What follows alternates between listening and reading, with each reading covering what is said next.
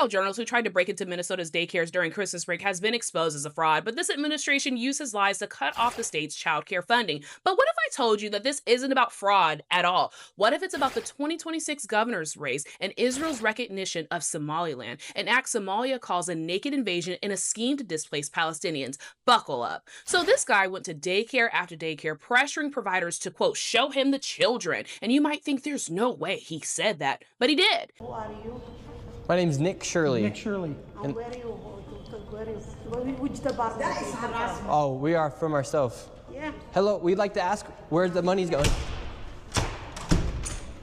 Look at that. Shut us down.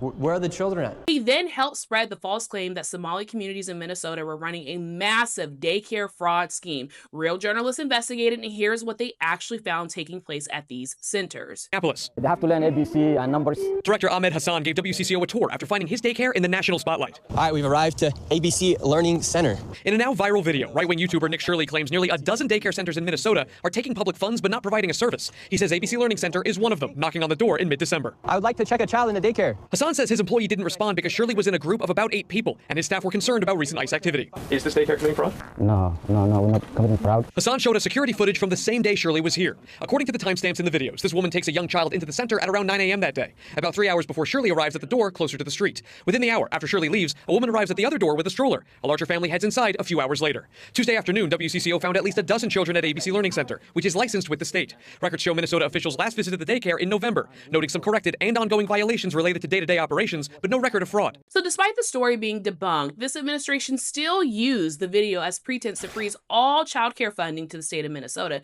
But let's be clear, this isn't about daycare fraud, okay? This is about manufacturing consent for two major political goals: influencing the 2026 election and backing the so-called state of Somaliland. Let's connect the dots. So first, the election. In 2026, Tim Walz is running for re-election, likely against Trump's pick, the guy from the pillow company. By creating a narrative of rampant fraud happening, this administration is attempting to undermine this election and sway voters. But this story goes deeper, all the way to Africa. Israel recently became the first and only place to formally recognize Somaliland. Somalia's president has condemned this act, and he says Israel's recognition is a strategic cover for three main objectives. One, to forcibly resettle Palestinians from Gaza into the region. Two, to establish an Israeli military base on the coast. And three, to bring Somaliland into the Abraham Accords normalization agreements. Somalia has been increasingly critical of Israel's genocide in Gaza, and in return, it appears Israel is now attempting to destabilize Somalia by recognizing its breakaway region, a move condemned by the UN Security Council and a lot of other people.